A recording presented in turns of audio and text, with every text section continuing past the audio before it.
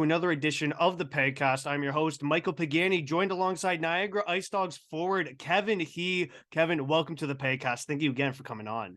Yeah, thank you for having me. So I guess to start off, how have you been doing recently?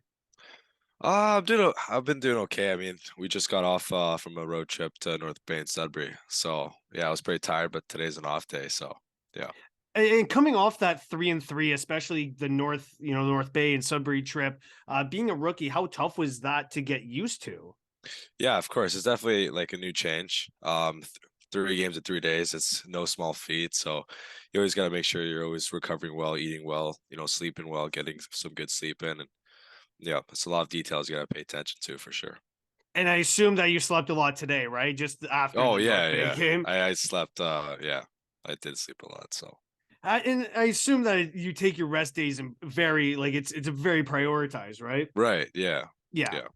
Yeah. Your most recent game, right, against the North Bay Battalion. How much of the game plan was like around neutralizing their offense? Yeah, it's been huge. I think we implemented a new system going into it, so I think everyone's just trying to adjust to it and definitely like try to shut down the best line. It's definitely something very hard, of course, but I think that's one thing we always had our attention in going into the game. And now your next game against the Hamilton Bulldogs, they're in the playoff, or they will clinch playoffs soon. Obviously, the playoffs for you guys is kind of out of the question. So, how important is it to take those 2 points away from them? Yeah, it's absolutely huge. I mean, I think we got 8 games left, but I think just to finish off the season strong, and definitely we need those 2 points. Um, just give it our all towards the end of the season for sure. And getting into your story a bit here, was there a player growing up who you wanted to model your game after? Yeah, actually, growing up, I've always worn number 10. I think this year's a new start, so that's why I picked number 11. But I would say Paolo Bure. He's one of the older ones. He's retired now, but he was a player that I loved watching growing up. I So used to watch his highlight clips, and did you become a Canucks fan then? yes, I am a Canucks fan. That's awesome. And it's because you grew up in Toronto, so to have that kind of far distant relationship with the team is great. Right, yeah. And do you see Pavel Bure in yourself? I think I'm a little bit of a different player than Paolo Bure, but I would say like the speed. I think that's something if I could take away, that I would say so. Yeah, I really like his speed. Who influenced you to get into hockey? I think my dad. He was a big influence. I mean, I tried different sports growing up for sure, and I really like hockey. Just the feeling of skating down really fast and the wind blowing in your face is definitely something I won't forget for sure. The blazing speed going down the wing and scoring. Right. Yeah. Uh, in getting into your career here, you played with the North York Rangers in the G in 21-22. What was that season like? Because just prior, we had the whole pandemic. Right. It was obviously very hard, like not be able to skate for so long, and but just trying to find different ways, like rollerblades, trying different sports. I was playing basketball with my friends a lot, just going outdoors and really taking advantage of that. That was definitely something new for sure. And especially last season, I was kind of injured for the first half, so I didn't really get the a chance to play. But that's definitely something I've overcome now. Did you have any kind of worries with the injury, like any setbacks or no? Um, I mean, especially it was my first like major injury, I would say. So it's definitely something new. It was something I had to get used to and really just try to figure out a plan to move along and try to come back as quick as possible to help my teammates. And that was a big thing, especially draft year, especially OHL Cup, and want to help my team as much as I can. One of the cool things is that you played with Kashawn Aitchison, and to see you Yeah, guys both, Kayshawn, yeah. yeah, to see you Yeah. guys in the OHL, that must be something really cool. Oh yeah, he's a beauty. We got a lot of guys drafted too, like another player, Kieran Walton, Sudbury. We got so many guys drafted. Elness is actually another one on Barry. But just seeing my teammates getting drafted and kind of moving along in their journeys, it's been quite a ride for sure. Now, have you had kind of any thoughts about dangling Kashawn there, kind of scoring on him?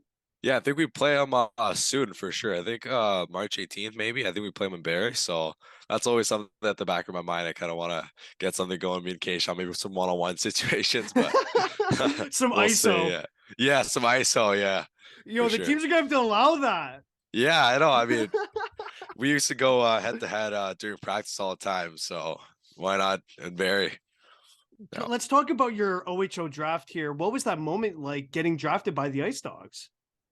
Yeah, it was actually like on the draft day, I actually didn't know exactly where I was gonna go, but I was super happy to hear my name called, especially from the Ice Dogs. I know quite a few players actually from the Ice Dogs when I got drafted, like Isaac. I actually trained with them at a program called Journey to Excel a few years before. I knew a few of the guys, so I knew it was gonna be a good transition in. What did you do to celebrate that moment?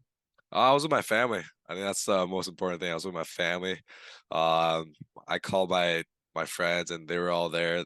Everyone on draft night, and I think we were on FaceTime with like Keishawn, you said Kieran, and it was good. Yeah. Did you always knew? I guess you kind of didn't know that it was always going to be the Ice Dogs, right? Like it was kind of a surprise call from the Oh yeah, GM. yeah, for sure. Yeah. Your first game in your OHL career came against the Mississauga Steelheads. That game went into overtime. So what was that like for you? Yeah, I think just even before that, like the preseason, I think it was just try to get my feet on me, just try to I was on yeah, I played all 6 games and I didn't score until my last game. So that was kind of like just try to, test the waters out kind of and just trying to find my game in the OHL. And that was like a hard part for sure. But that first game against Mississauga Steelheads, I think one of my teammates, line mates actually, Zach Lavoie had a hat trick against us. So that was quite Wow. the performance from him. Yeah. Shout out to Lavi. Yeah, exactly. Your future line mate there, because wasn't he Yeah. playing with Miss at the time? Yeah, he was. First game and he Wow. scored the hat trick against us. I remember that for sure. So to add on to your point about the preseason, then like, were you kind of nervous that you hadn't kind of, I guess, produced offensively on this on the score sheet until the Oh yeah, final game? 100%. 100%. I think a lot of the biggest thing is probably like Copeland said, confidence. Especially when you go from, let's say, playing like top line minutes and you're kind of testing the waters out, so you might not be getting as much ice time as you would playing that minor midget year. And just really just it's new team, new teammates, new relationship, new coaches, new staff, right? So it's really hard, well, to get to know them and try to like I said before, find your feet. And that's kind of, yeah, what it was. And you must have been so relieved to get the call or the email that you made the team. Oh yeah, yeah, I was thrilled. And to get your first OHL goal in your second career OHL game, I mean, like that's also a huge monkey off the back, right? Oh yeah, 100%, yeah. What was Yeah. that? What was that moment like for you? I think if I remember correctly, it was against Flint. We were down there for the road trip, and I think Blanker gave a B-way pass to me. I kind of fan on the shot between me and you. I'm not gonna lie, I kind of fan on it, and it went 5-0, squeaked in. But yeah, And they don't it ask how you was. do it; they ask how many, right? Yeah, that's right. It was a surreal moment though, for sure.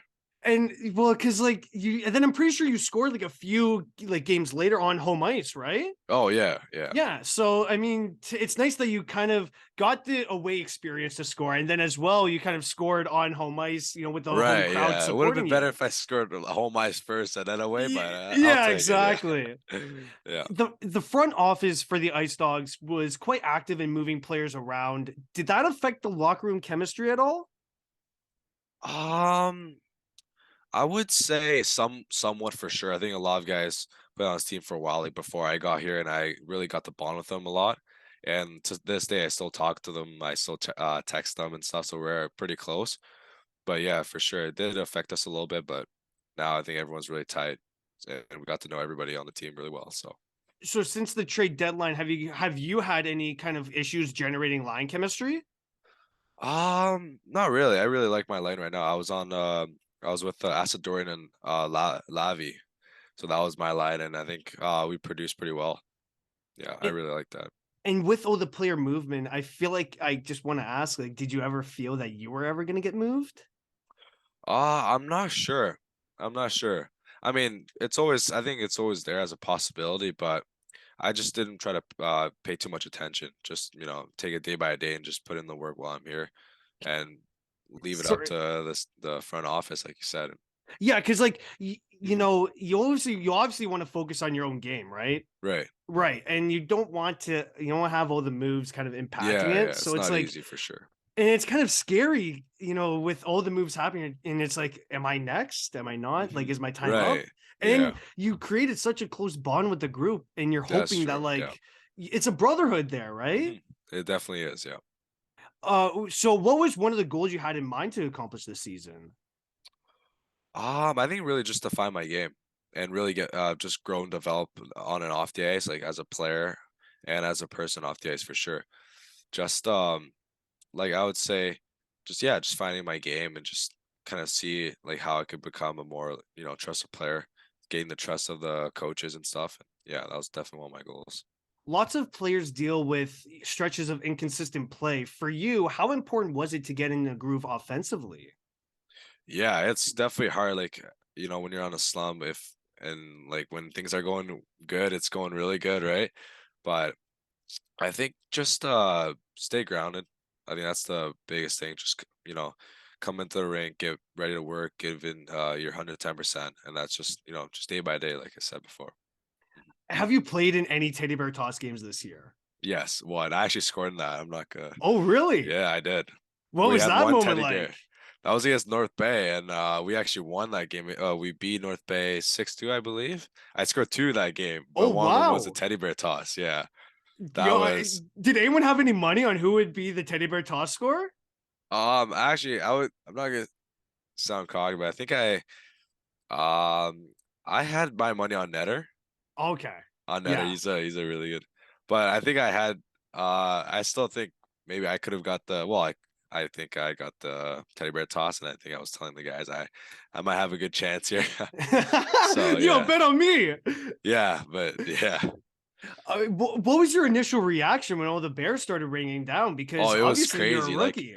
Like even just like the weeks before leading up to that game, everyone was like super excited because that's like really one of the most like surreal moments, like the teddy bear toss game. Like especially imagine scoring that goal and like 5,000 fans raining teddy bears on you. Like that was definitely such a surreal moment. And it's something you're going to remember from your junior Oh yeah, career.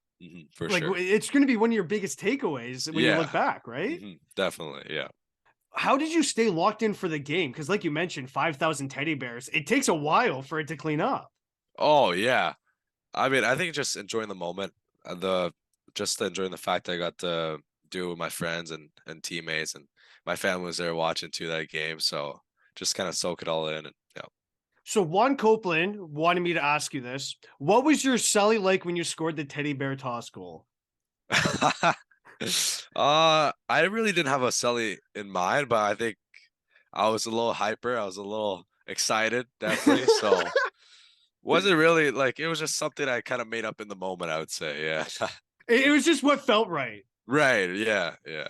And actually, so I did go to my first teddy bear toss game in Hamilton, and it's actually really embarrassing because and the way I'm going to describe it, right? So I'm sitting like Mhm. 24 rows up, Right. and I have my teddy bear with me. So what ended up happening was I finished my exam that morning. So Yeah. then I get my dad to pick me up, and we're almost rushing. Like we're getting close to game time. I'm like, Right. okay, Right. because I'm sitting with friends actually, so I have to let them know, like, okay, I might be like 5-10 minutes late. Right. Anyway, I get to my seats and like maybe 5 minutes pass and they scored the teddy bear toss goal. All right. So Yeah. I ended up walking Wow. down, like, let's say to the fifth or sixth row. Right. So Mhm. I had a good angle of getting the bear Yeah. over the boards. I didn't want to Mhm. hit anyone. Right. Yeah. Right. So, and I'm filming this because like I want to show my family like what it's all about.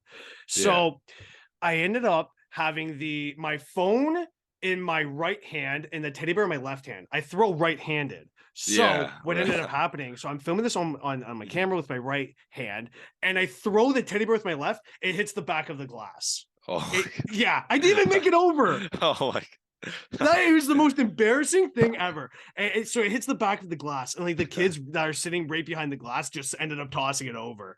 And I'm just Yeah. like, oh my god, I feel so embarrassed. Yeah.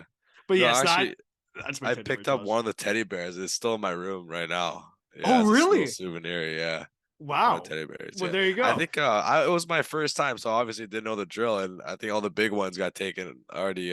Some of the guys already took it, so Well, it's I don't funny know. because Ben West, who I went to high school with, the goalie for the Barrie Colts, right? Yeah. He was telling me that I don't know what teddy bear toss game it was, but he was backup goalie that time, and he was getting hit with bears. Like Yeah. people, Wow. and I joked with him like, "Oh, people must have been targeting you."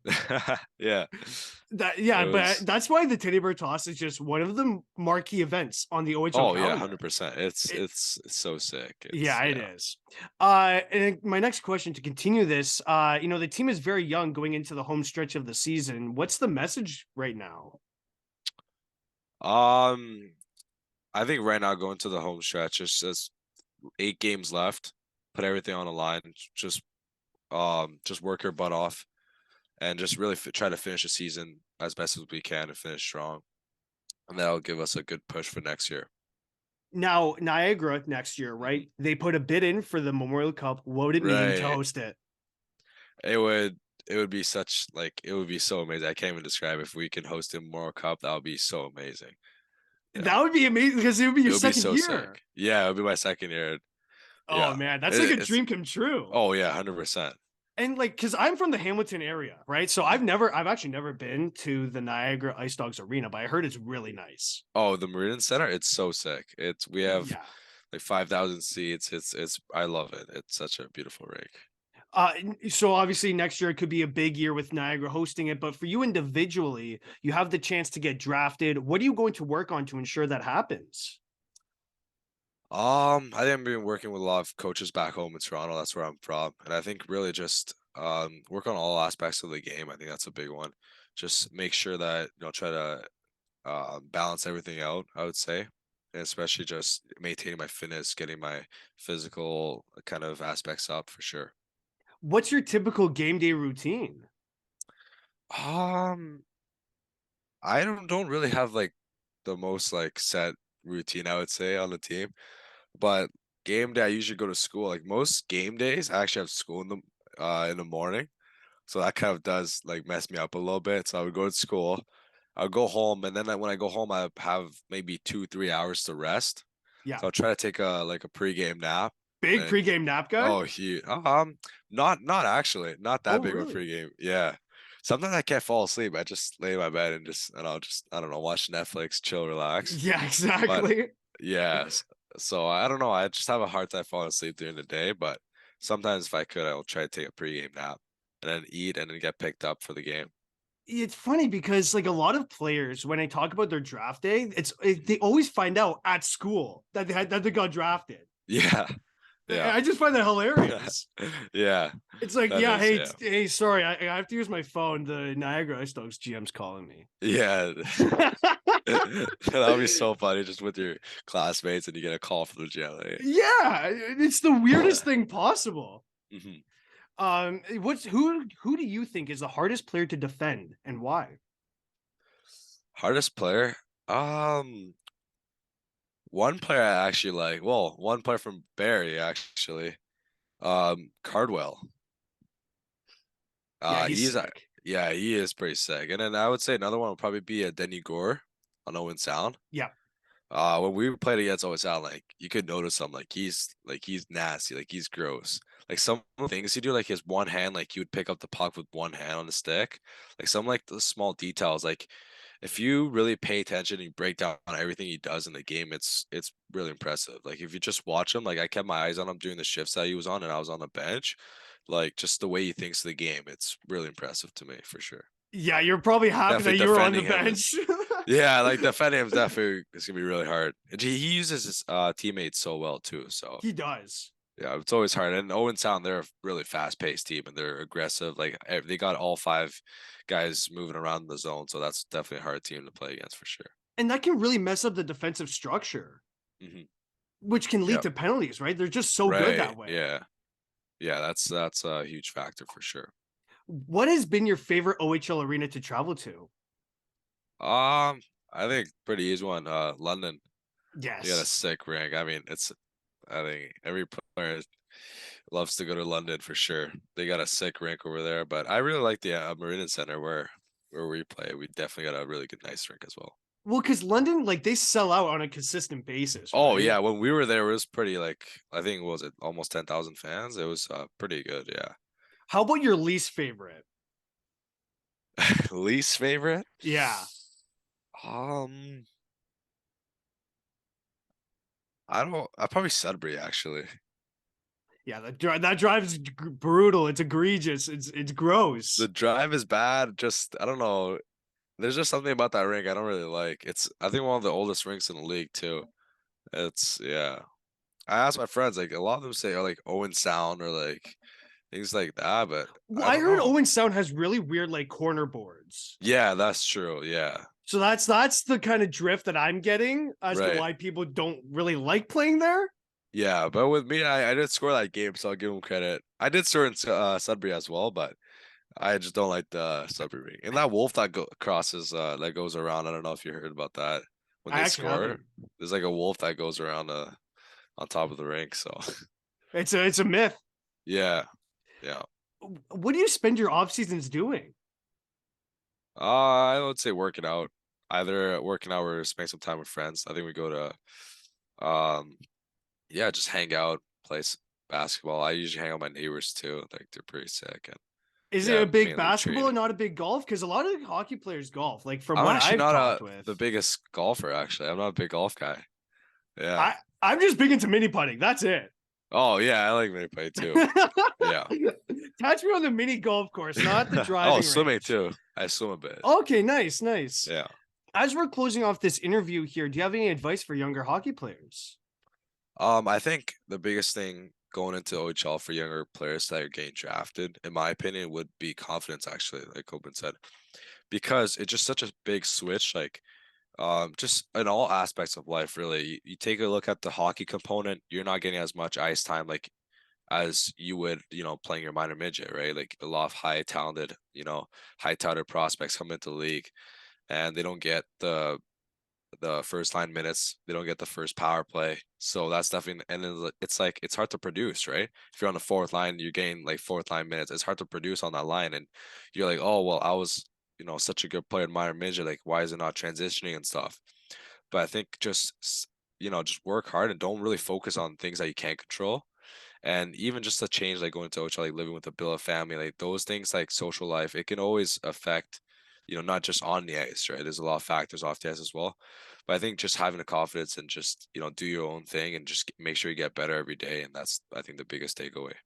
Awesome. Well, I'd like to thank again Kevin He for joining me on today's Pagcast. Thank you again, Yeah. Kevin. Thank you so much for having me.